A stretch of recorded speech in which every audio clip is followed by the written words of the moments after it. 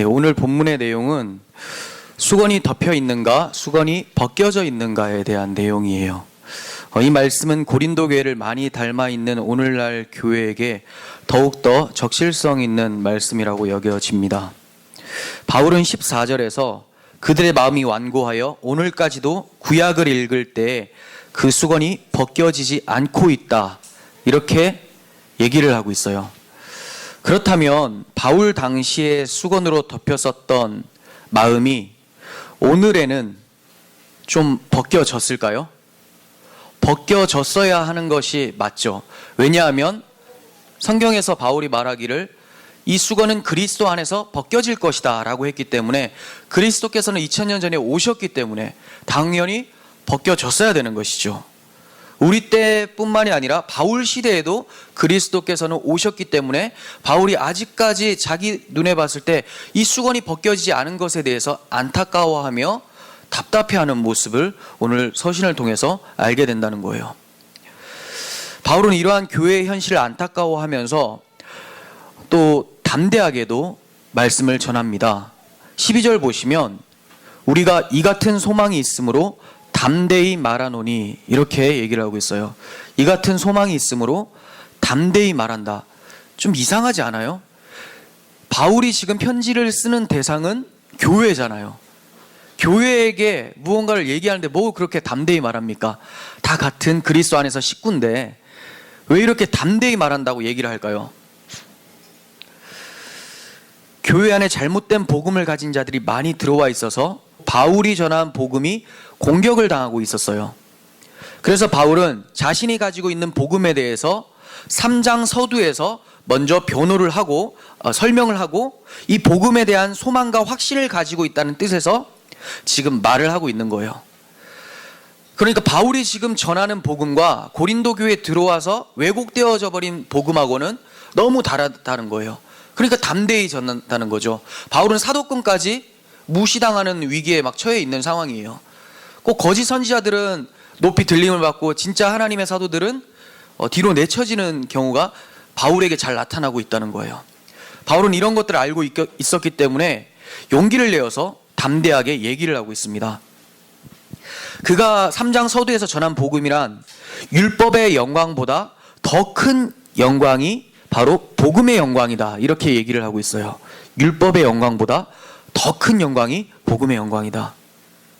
유대인들은 율법을 가장 큰 영광으로 여기고 있었는데 바울은 지금 말하기를 율법의 영광? 그래, 그것도 좋다. 그런데 복음의 영광에 비하면 아무것도 아니야. 그냥 없다고 해도 과언이 아니야. 이렇게 얘기를 하고 있는 거예요. 바울은 지금 자기의 대적들과 영적인 싸움을 하고 있는 거예요. 영적인 싸움이라고 하니까 굉장히 추상적으로 느껴지겠지만 뭐가 영입니까? 주의 말씀이 영이죠. 우리는 말씀을 문자로 보는 것이 아니라 생명으로 받아들이잖아요. 영은 살리는 거예요. 즉 말씀이 영이기 때문에 말씀 싸움을 하고 있는 거예요. 복음 싸움. 바울의 영적 전쟁은 바른 복음을 확립하는 것인가, 아니면 그 복음이 무너져 내리는 것인가, 이러한 싸움이 바울에게 있었던 영적 싸움이었던 거예요. 이런 싸움은 지금도 계속되고 있어요. 하지만 바울은 이런 싸움에서 자신이 반드시 승리할 거라는 것을 믿고 있기 때문에 담대히 말할 수 있는 거예요. 고린도후서 2장 14절 보겠습니다. 항상 우리를 그리스도 안에서 이기게 하시고, 자, 하나님께서 이기게 하시는데 그리스도 안에서 이기게 한다고 합니다. 그리고 우리로 말미암아 각처에서 그리스도를 아는 냄새를 나타내시는 하나님께 감사하노라, 이렇게 얘기를 하고 있어요. 여기서 냄새라고 했는데 뭐 향기, 냄새, 이게 바로 바울이 승리할 것에 대한 비유적인 표현이죠. 왜 그렇습니까? 향기는 보이지 않으면서 어느 순간 사람들의 코에 싹 들어가서 자극을 시켜버리는 거죠. 이와 같아요. 그리스도인들은 그리스도의 냄새를 가진 자들이에요. 지나가면 자기도 모르는 사이에 복음이 전달돼서 그 복음이 그 사람의 마음을 변화시킨다라는 거죠. 바울이 이런 그리스도의 편지였고 그리스도의 향기의 삶을 살았던 것이죠. 항상 하나님께서 이 복음을 들고 가는 자들에게 반드시 영적으로 승리할 수 있도록 만드신다라고 이 바울은 확신을 하고 있었던 거예요. 그래서 바울은 그 수많은 대적들 앞에서도 담대히 복음을 증거할 수 있었던 것입니다. 네, 그렇다면 무엇을 담대히 말한다는 걸까요? 당연히 복음이겠죠. 좀 더 구체적으로는 앞서 말씀드린 대로 율법보다 더 큰 영광의 복음을 변호를 하겠다라는 거예요. 율법보다 더 큰 영광의 복음을 지금 담대하게 변호해 보겠다. 이것을 비유적으로 이른 말이 오늘 본문에서 나오는 수건이 덮였느냐 벗겨졌느냐 이런 거예요. 수건이 덮여진 상태를 율법에 매여 있는 상태, 율법의 영광을 보면서 이 영광이 다라고 생각하는 그 상태. 그런데 뭐 나중에 살펴보겠지만 이 영광 또한, 율법의 영광 또한 왜곡하고 있어요. 율법을 주신 이유는 율법 앞에서 무너져 내리고 하나님의 의를 바라보게끔 하는 거였잖아요.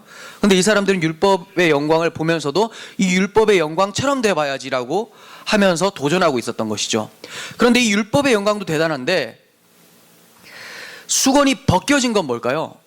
율법의 영광보다 비교도 할 수 없을 만큼의 더 놀라운 복음의 영광이라는 거예요. 이걸 비유적으로 수건이 덮였느냐 벗겨졌느냐 이렇게 얘기를 하고 있는 것이죠. 이 점을 염두에 두고 13절부터 보도록 하겠습니다. 우리는 모세가 이스라엘 자손들에게 장차 없어질 것의 결국을 주목하지 못하게 하려고 수건을 그 얼굴에 쓴 것 같이 아니하노라. 자, 이게 말이 좀 어려운 것 같은데 쉽게 표현하면 그래요. 모세가 자기 얼굴에서 광채가 났었는데 이것이 점점 사라져가고 있었어요. 그래서 모세가 이 사라지는 것을 계속해서 이스라엘 백성들이 주목하게 하기가 싫었어요. 그래서 덮어버린 거죠. 덮어버리면 사라졌는지 안 사라졌는지도 모르죠. 그래서 마지막으로 자기들이 본 그 영광에 초점을 두게끔 만들었던 것이 모세가 수건을 덮은 거예요. 그러면 수건을 덮은 사건이 언제일까요?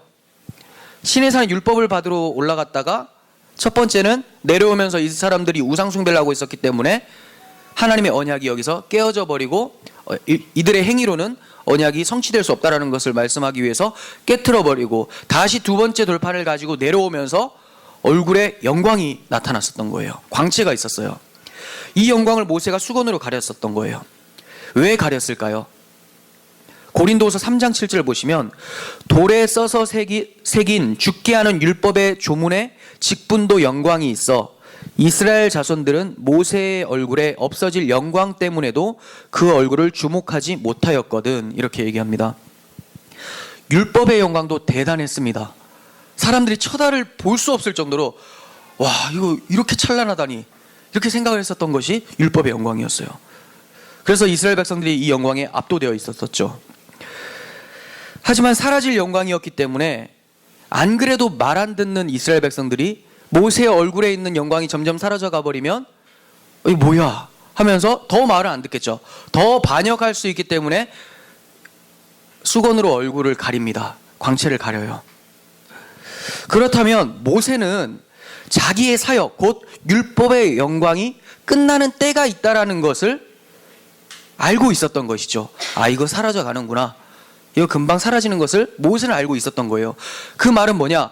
모세는 이 영광이 사라지고 영원히 사라지지 않는 비교도 될 수 없는 더 큰 놀라운 복음의 영광이 비춰질 것을 내어다보고 있었던 것이죠.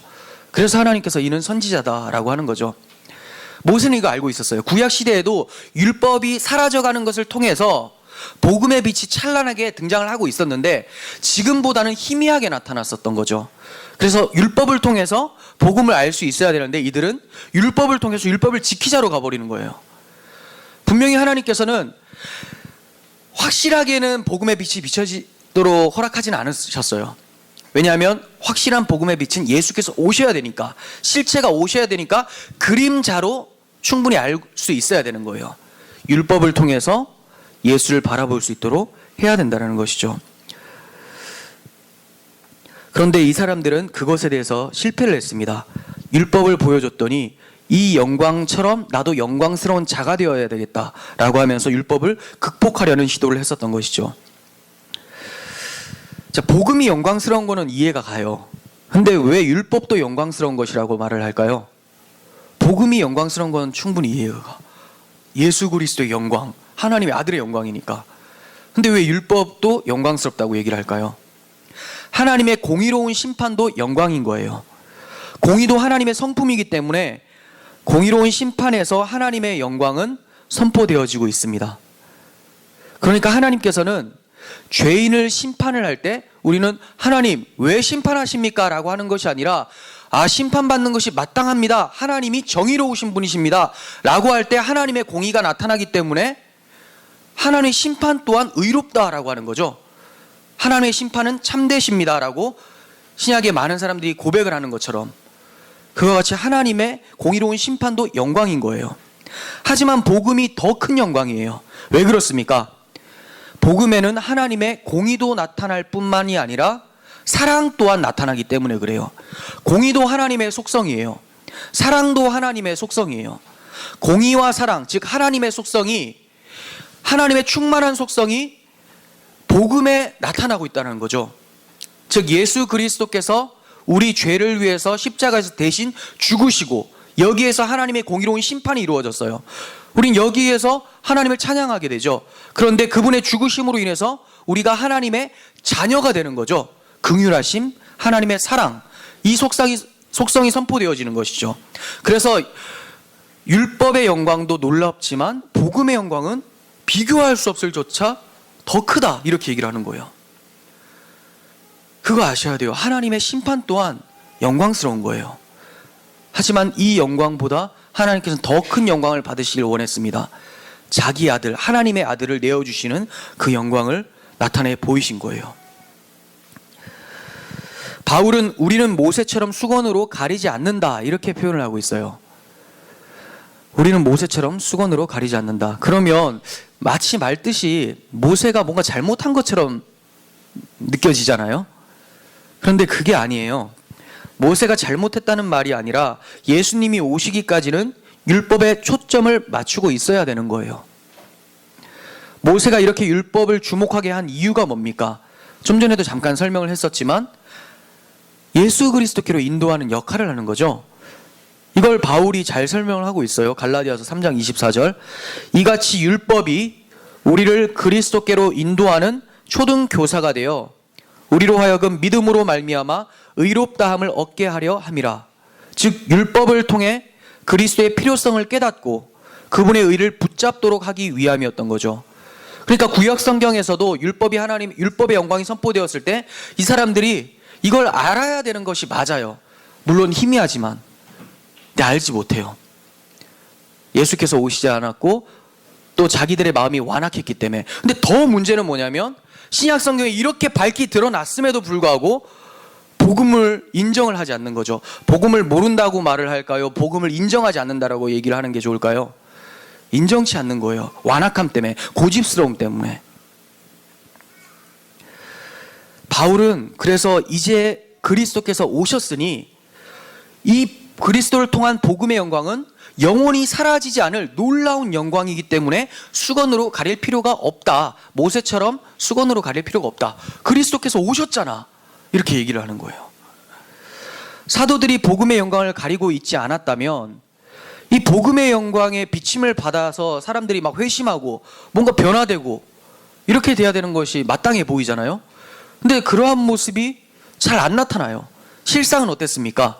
14절 상반부 보시면 그러나 그들의 마음이 완고하여 오늘까지도 구약을 읽을 때 그 수건이 벗겨지지 아니하고 있으니, 수건이 아직 덮여 있는데 이 수건을 바울이 뭐라고 표현하고 있죠?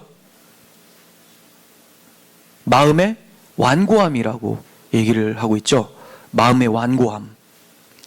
그리스도께서 오셨음에도 불구하고 율법에 매여 있다는 것은 마음의 완고함 때문이에요. 그리스도를 받아들인다면 내가 지금까지 지니고 있었던 나의 의가 무너져 내리기 때문에 이것에 대해서 용납을 하기 싫은 거죠. 그래서 이해를 못하는 게 아니라 완고함 때문에 그렇다는 거예요. 고집스러움과 회개치 아니함으로 하나님의 진노를 쌓는도다라고 하잖아요. 오직 은혜라는 말을 부끄러워하고 나의 공로라고 하는 말을 자랑스러워하는 마음 상태를 마음의 완고함이라고 얘기를 하는 거예요. 자기의 의를 세우는 거, 이게 완고함이에요. 다른 사람 말을 안 듣는 거 이런 것도 완고함이 될 수 있겠지만 성경에서 말하는 완고함은 뭡니까? 하나님의 뜻을 저버리고 자기 뜻을 세우는 것. 도무지 하나님의 의는 모르고 자기 의를 세우려고 힘써 하나님의 의에 복종치 않는 그 상태, 이게 완고함입니다. 이러한 완고함을 어떨 때 알 수 있을까요? 바울이 얘기를 하죠. 구약을 읽을 때 이게 드러나더라. 구약을 읽을 때. 한번 시험해 보시길 바래요. 구약 성경을 큐티를 하실 때, 묵상을 하실 때 과연 여러분들 눈에 보이는 것이 내가 무엇을 해야 되겠다, 아니면 하나님이 하라, 하지 말라 라고 명하신다, 이것만 보이시는지, 아니면 내가 어떻게 해 주리라 라고 하시는 하나님의 약속이 보이시는지, 나의 비참함과 하나님의 약속 가운데 소망이 발견되시는지, 아니면 계속해서 내가 뭔가를 해야 될 것 같은지, 이런 것들 한번 돌아보시라는 거예요.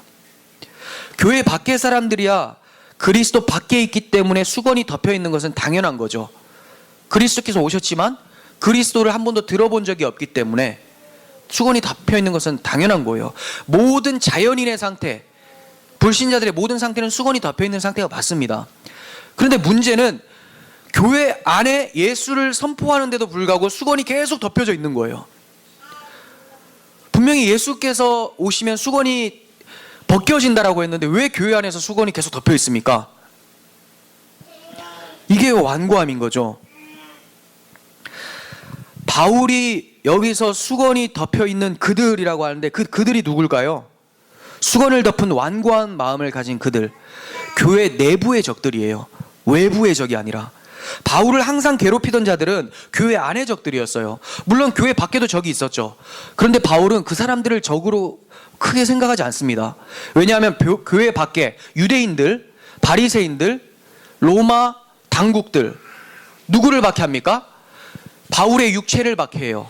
교회 각 사람을 박해합니다. 이런 박해는 점점 더 자신의 믿음을 더욱더 굳게 만드는 기회로 작용하기도 해요. 아, 하나님께서 나에게 더욱더 긴장하고 믿음의 싸움을 싸워가라고 하는구나. 이거 긴장하면서 믿음 생활할 수 있다는 거예요. 그런데 문제는 교회 밖의 적들이 아니라 교회 안의 적들이 문제예요. 교회 안의 적들은 어디를 공격할까요? 내 육체를 공격합니까? 여러분, 교회 성도님들이 여러분 막 때리고 그래요? 아니잖아요. 막 때리는데 내가 더욱더 붙잡아야지, 그거 아니잖아요. 교회 밖에서, 또 우리나라는 교회 밖에서도 공격을 안 해요. 그러니까 공격이란 게 없어 보이니까 엄청 이제 나태해지는데, 진짜 공격을 눈을 뜨고 보시면 교회 안에 엄청 많잖아요. 복음을 훼손하고 있다는 거예요. 교회 안의 적들은 복음을 훼손해요. 복음을 훼손하니까 그 사람들이 가지고 있는 믿음의 근본이 흔들려 버리니까 이 사람들이 하나님 앞에서 반역하게 되는 것이죠. 나의 육체를 괴롭히는 거는 감당을 하겠어요. 딱 느껴지잖아요. 딱 치면 이거 긴장해야 되겠다. 내가 죽을 수도 있겠다. 믿음을 지켜야 되겠다. 근데 복음을 탁 틀어버리면, 강대상에서 말씀을 전하는 사람이 이상하게 막 얘기하면서 이거는 이거고 원숭이 엉덩이는 빨간 것은 사과하다가 갑자기 막 이만희가 막 저기 예수다 막 이런 소리 막 하면 아멘 이래버리면 이거 완전 막 난리 나는 거 아닙니까? 그러니까 여러분들이 이런 부분에 있어서 굉장히 깨어 있어야 된다라는 거예요. 저를 그렇게 의심스럽게 보시라는 말이 아니라, 말씀을 들을 때 여러분들이 말씀을 보실 때에도 내 안에, 내 몸 안에 그런 적들이 없나. 마귀적 속성은 다 가지고 있잖아요. 끊임없이 마귀는 복음을 왜곡시키려고 해요. 예수를 치워버리려고 하죠. 그리고 또 오히려 포장을 시켜서 예수를 이렇게 치워버리면 그래도 어떻게 예수를 치워버리나, 이렇게 성도들의 마음에 들기 때문에 어떻게 합니까? 예수처럼 살아가라, 예수를 본받아가라 라는 말로 포장을 해요. 틀린 말이 아니죠. 그리스도인들은 예수를 본받아가는 게 맞아요. 근데 마치 예수를 본받는 것이 구원인 것처럼 바꾸어 버린다라는 거예요. 구원받았기 때문에 너무 감사해서 예수를 본받고 싶은 건데, 예수를 본받아야지만 구원받는 것 같고, 예수를 본받아야지만 상급이 넘쳐날 것 같고, 그 상급도 다 세속적인 상급일 것 같고, 이런 것들이 다 마귀의 장난인 거죠. 교회 안에 대적들도 있지만 내 몸 안에도, 내 마음 속에도 대적들은 자리 잡고 있다는 것을 여러분들 기억하시길 바랍니다. 바울이 적으로 생각하는 사람들에 대해서 말씀을 좀 찾아보도록 하겠습니다. 사도행전 15장 5절인데, 바리새파 중에 어떤 믿는 사람들이 일어나 말하되 이방인에게 할례를 행하고 모세 율법을 지키라 명하는 것이 마땅하다 하니라. 자, 바리새파 중에 어떤 믿는 사람들, 즉 유대인들이고 바리새인인데 이제 회심을 한 것 같아요. 예수를 믿어요. 물론 잘못된 믿음이에요. 예수를 믿지만 어떻게 하라고 합니까? 이방인에게 할례를 행하고 모세 율법을 지키라고 명하는 것이 마땅하다. 그래서 제가 율법을 지키라는 그 말 자체를 별로 안 좋아해요. 율법의 삶을 사십시오. 율법의 삶이 나타납니다 라는 말은 좋은데 율법을 지키라. 이거는 예수는 믿어야 되지만 율법도 지켜야 된다. 그러니까 예수 그리스도께서 율법의 요구를 다 이루지 못했다라는 전제가 되어버리는 거죠. 그래서 내가 율법을 못 지키면 예수의 구원도 실패가 된다라는 뜻을 지니고 있어요. 이 바리새인들 중에 믿는 사람들의 특징이 그랬어요. 자기들의 전통이 더 중요해요. 율법이 더 중요해요. 그래서 이방인들에게도 할례를 베풀어라. 자, 이게 무슨 말이냐면 이방인들이 할례를 받으면 이 사람들이 누가 될까요? 이스라엘 민족들이 되는 거예요. 편입된다고 하죠. 국적 바꾸라는 거예요. 왜 그렇습니까? 선민사상 때문에 그래요. 너희들도 이방인, 자, 구원받는 거 맞아. 예수 믿으면 구원받는 거 맞는데 할례를 받고 이스라엘 안으로 들어와야지만 구원이 효력이 생겨. 이해가 되세요? 구원은 이스라엘 안에만 있는 거예요. 자기들 생각에는. 예수께서 만인을 위해서 오신 것이 아니라 자기 나라를 위해서 오셨다고 생각해요. 민족주의에다가 선민사상에다가 율법주의에다가 뭐 다 섞여 있죠. 그래서 할례를 행하고 들어와서 율법을 또 지켜라. 그럴 때 구원이 발생된다. 그럼 예수는 뭐 하는 분이에요? 지난번에 율법과 은혜라는 제가 그 시리즈를 통해서 말씀을 드렸는데 그럼 예수는 뭐 하시는 분입니까? 이들 사고에서는 우리가 율법을 행하다가 잠깐 넘어지면 그 죄 처리해 주시는 분. 잔반 처리반처럼 좀 먹다가 찌꺼기 남기면 다시 처리해주고 이런 분으로 여기는 거죠. 그래서 열심히 율법의 노예가 돼서 지키다가 또 넘어지면 예수께서 처리해 주실 거야. 또 지키다가 넘어지면 처리해 주실 거야. 이게 아니라 우리는 감격함 때문에 하는 거잖아요. 근데 이 사고가 없는 거예요. 자, 또 한번 보겠습니다. 갈라디아서 2장 11절의 사람들. 게바가, 자, 베드로죠. 베드로의 다른 이름이에요. 게바가 안디옥에 이르렀을 때 책망받는 일이 있기로 내가 그를 대면하여 책망하였노라. 자, 선배죠, 선배. 대선배인데 혼내버리고 있어요. 왜 혼냈을까요? 야고보에게서 온 어떤 이들이, 이 사람들이 문제인데, 어떤 이들이 이르기 전에 게바가 이방인들과 함께 먹다가 그들이 오매 그가 할례자들을 두려워하여, 이 할례자들이 야고보에게서 온 어떤 이들이에요? 할례자들, 즉 아까 말했던 바리새파 그 믿는 사람들, 이렇게 보시면 되겠죠. 두려워하여 떠나 물러가매 남은 유대인들도 그와 같이 외식함으로 바나바도 그들의 외식에 유혹되었느니라. 무슨 말입니까? 야고보 쪽에서 온 사람이 있는데 항상 이런 사람들은 또 그 사람들의 부탁을 받고 오기 때문에 기세가 등등해요. 왔는데 예수를 믿어도 되는데 율법도 행해야 되고 할례도 받아야 된다. 이렇게 얘기를 해요.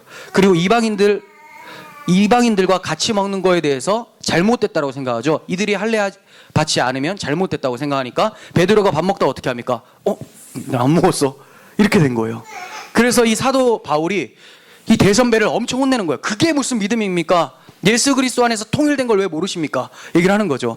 그러면서 하는 말이, 예전에 바나바하고 한바탕 싸웠었잖아요. 그 뒤끝이 있었는지는 모르겠지만 바나바도 거기에 외식에 유혹되었더라, 이렇게 얘기를 해요. 이거 엄청난 거예요. 바나바는 정말 믿음의 사람이잖아요. 베드로는 수제자라고 평가를 받잖아요. 근데 이 사람들이 여기에 미혹되어 있는 상태, 유혹되어 있어요. 얼마나 강력합니까? 여러분들이 넘어지는 게 아니라 사도들이 넘어지고 있다니까요.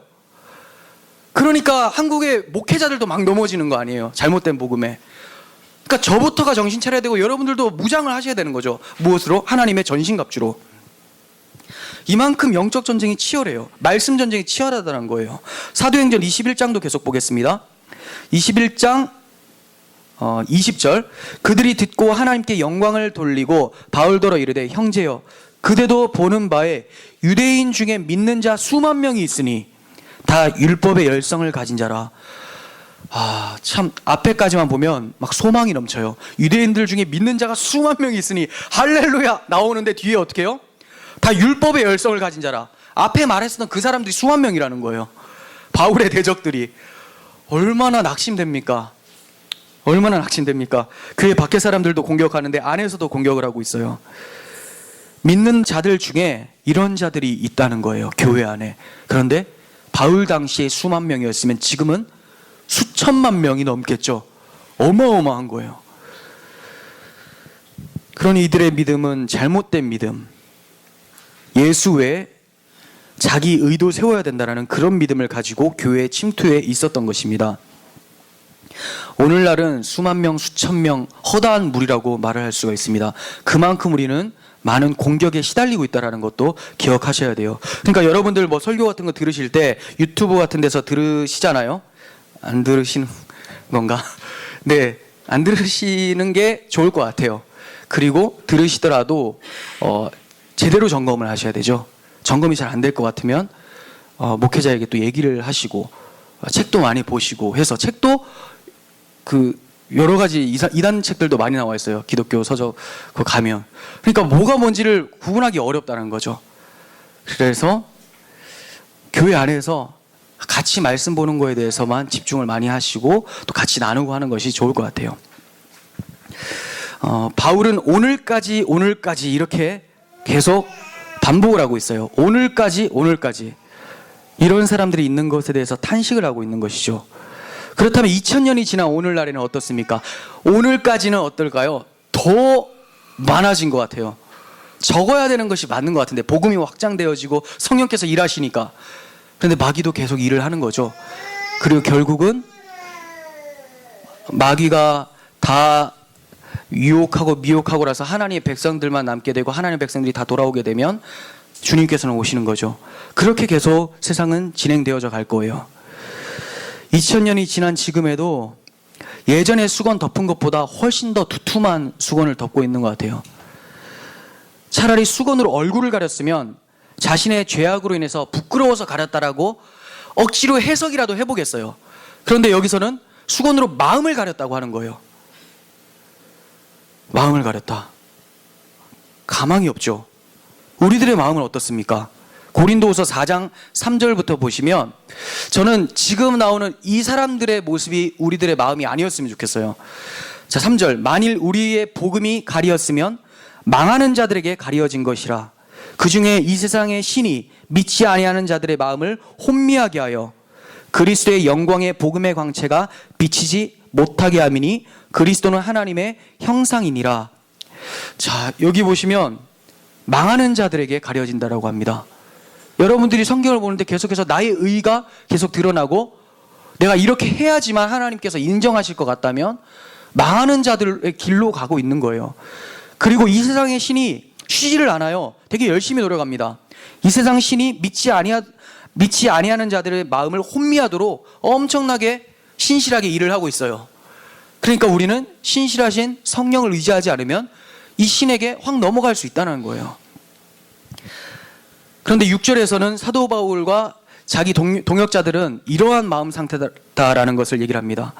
어두운데 빛이 빛이라 말씀하셨던 그 하나님께서 예수 그리스도의 얼굴에 있는 하나님의 영광을 아는 빛을 우리 마음에 비추셨느니라.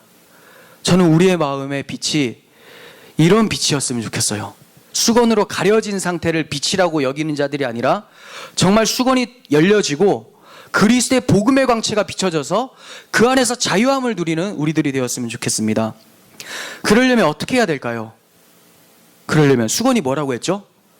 수건이 마음의 완고함이라고 했잖아요. 이 완고함이 깨트려져야 되겠죠? 16절에서는 이렇게 표현하고 있어요. 그러나 언제든지 주께로 돌아가면 그 수건이 벗겨지리라. 그 수건은 그리스도 안에서 없어질 것이라. 14절 하반부에도 나오죠. 그 수건은 그리스도 안에서 없어질 것이다. 즉 완고함의 반대는 깨어짐인데 이 깨어짐은 언제 나타난다고요? 그리스도 안에서 나타난다는 거예요.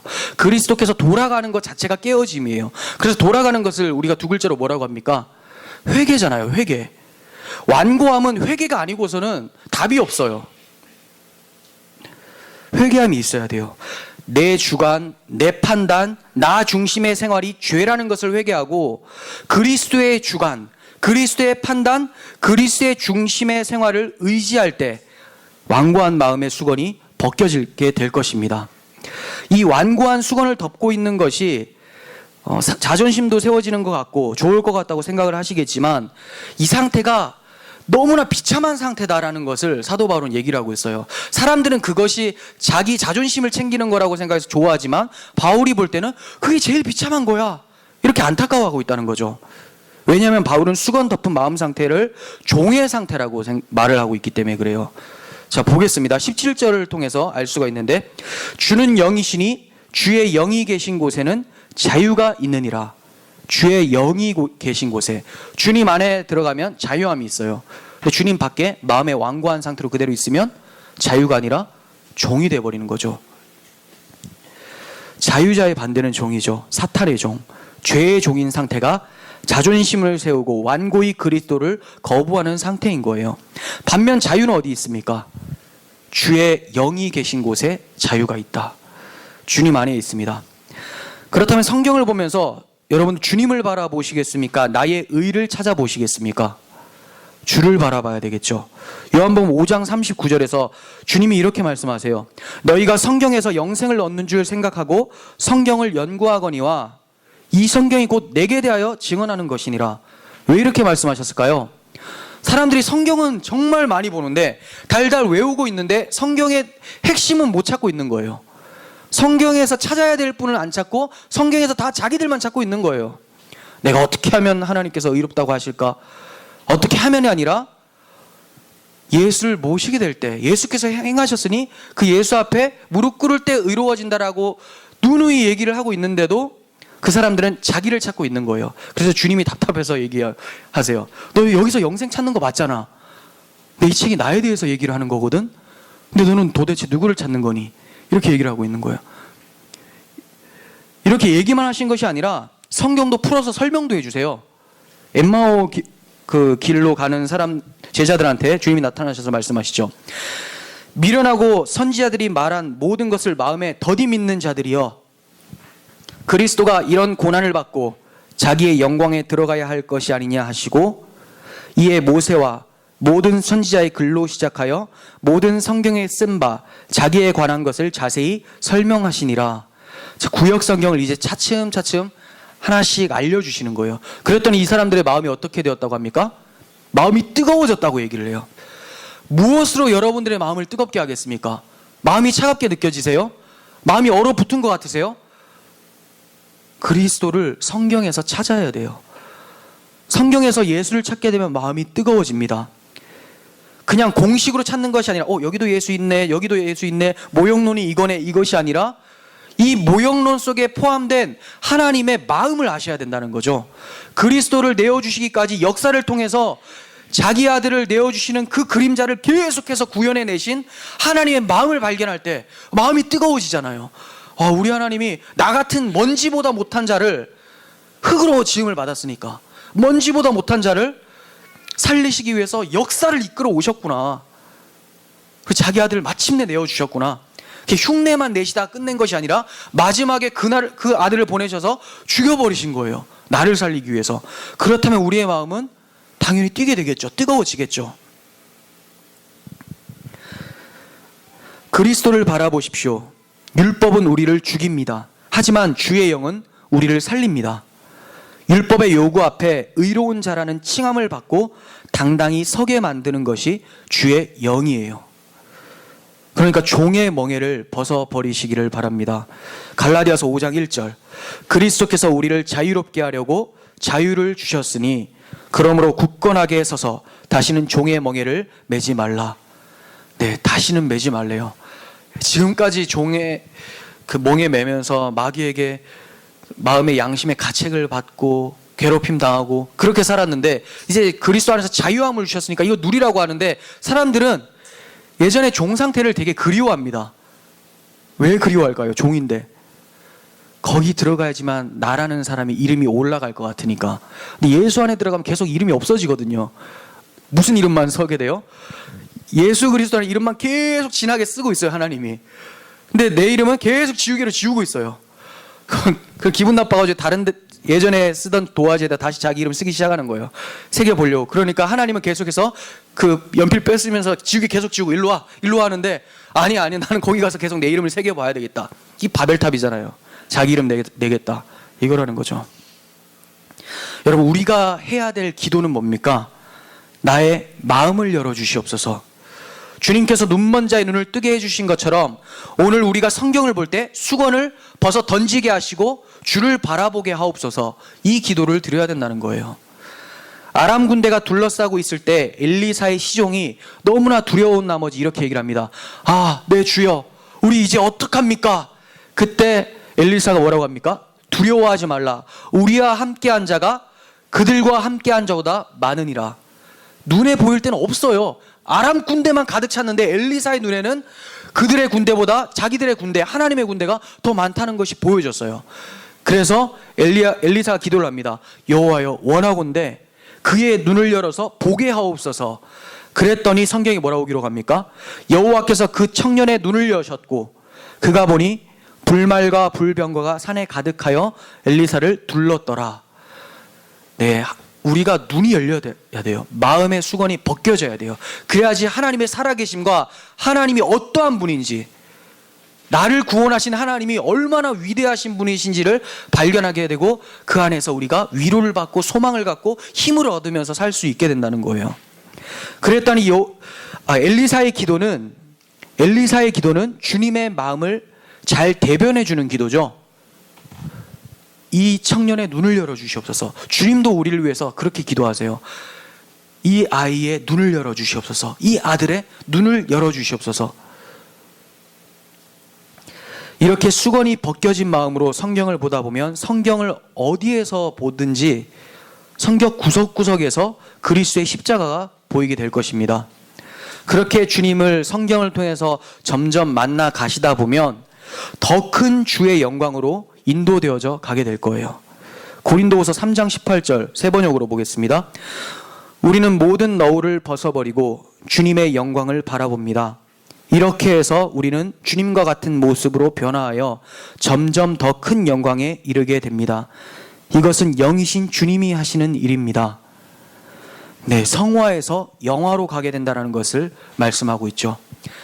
수건이 벗겨진 상태로 성경을 보고 마음의 뜨거움을 받고 주의 영광에 참여하게 되고 복음의 영광에 참여하게 되고 점점 더 깊이 복음의 영광을 참여하는 그 과정이 성화라고 할 때 마침내 완전한 영광스러움 가운데 머무는 영화의 상태가 주님 오시면 이루어진다라는 것을 말씀을 하고 있어요.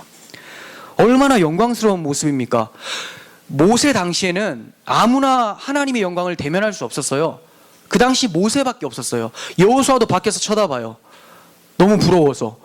모세는 하나님의 영광을 대합니다. 그런데 지금 여러분들이 성경을 통해서 예수를 마음에 간직하고 하나님의 영광을 계속해서 대면해 가고 있다라고 성경은 얘기하고 있어요.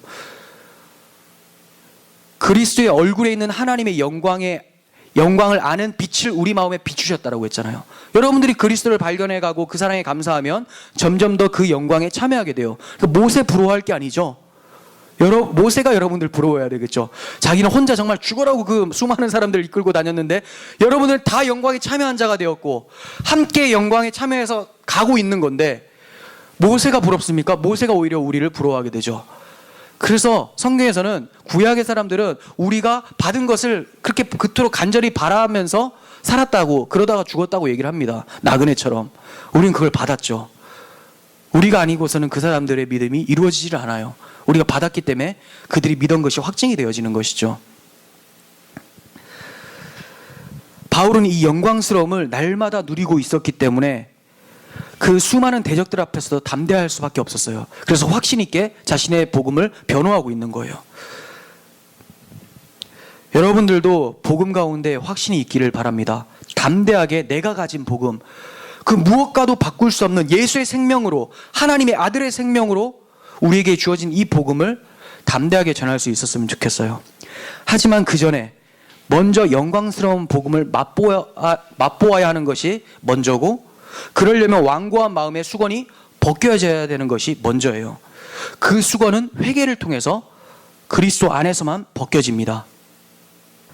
결국은 회개를 통해서 하나님의 영광이 참여하게 된다는 건데 이 영광 참여하는 것이 너무나 힘들어요. 자기를 부인해야 되니까. 오늘 찬양 주보에 실린 그 아더핑크 목사님의 말씀을 잠깐 인용하면 이렇게 얘기를 하죠. 마지막에 보면 사람들은 지옥에서 구원받고자 하면서도 죄에서 구원받는 것을 싫어합니다. 그러니까 유토피아는 가고 싶어해요. 그런데 죄에서 구원받는 것은 싫어해요.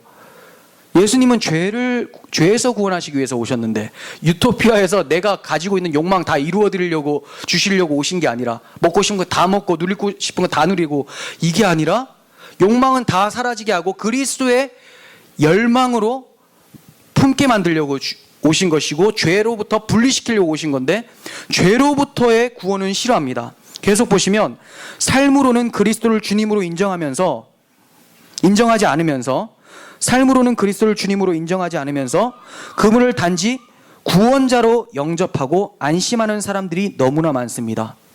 자, 그러니까 고백할 때 뭡니까? 예수 그리스도 이거예요. 주 예수 그리스도는 아니에요. 예수가 그리스도, 나의 구원자라는 건 믿겠는데 주인 되는 것은 마음에 안 들어요. 유토피아는 보내줬으면 좋겠는데 내 주인이 되어서 내가 그분에게 복종하는 것은 너무 싫어요. 계속 보겠습니다. 죄인이 하나님의 용서를 받으려면 자신의 길을 버려야 됩니다. 하나님께 돌아오려면 먼저 자신 안에 있는 온갖 우상을 버려야 합니다. 여기서 가장 큰 우상은 자기죠. 예수님은 너희 중에 누구든지 자기의 모든 소유를 버리지 아니하면 능히 내 제자가 되지 못하리라 말씀하셨습니다. 그렇습니다. 자기의 모든 소유를 버리지 못하면, 나 자신을 내어놓지 못하면 절대로 주님의 제자가 될 수가 없다는 거예요. 주님의 제자라는 말은 성도라는 말이에요. 성도 다음에 제자 있고, 이게 아니에요. 성도는 바로 제자가 되는 거예요. 그러려면 성도의 마음에는 자기가 가지고 있었던 고집스러움과 완악함과 이런 것들 다 사라져 있다는 거죠. 그리스도가 나의 주인으로서 살아가게 된다는 것을 믿고 고백하고 따라가는 사람들이라는 거예요. 그냥 단지 재산 다 팔면 구원받는다, 이거 아니잖아요. 그럼 구원이 그렇게 쉬운 게 어디 있어요? 재산 다 팔아버리고 그냥 확 죽어버리면 구원받는 건데, 그거 말하는 게 아니라 여기에 집착하고 있는 이유가 뭐냐? 나를 살리기 위해서, 육체적인 내 만족을 위해서 꼭 붙잡고 있는 거, 이 자아를 놓지 못하면 절대로 예수를 만날 수 없고 예수의 제자가 될 수 없다, 이 얘기잖아요. 자기 부인이기 때문에 그토록 힘든 겁니다. 여러분, 우리가 하나님의 영광에 참여하게 되는 특권이 주어졌어요. 예수께서는 오셨어요. 수건도 다 거쳐졌습니다. 그런데 아직까지도 계속해서 그 수건을 덮으려고 하십니까? 아니죠. 계속해서 수건을 벗어 던진 것을 확인하고 그 수건을 등 뒤로 한 채 끊임없이 하나님의 영광으로 나아가야 되겠죠. 여기에 있는 우리 모두가 어두운데 빛이 비치라 말씀하셨던 그 하나님께서 예수 그리스도의 얼굴에 있는 하나님의 영광을 아는 빛을 우리 마음에 비추셨습니다라고 고백하는 모든 밝은 빛 교회 성도들이 되었으면 좋겠습니다. 기도하겠습니다.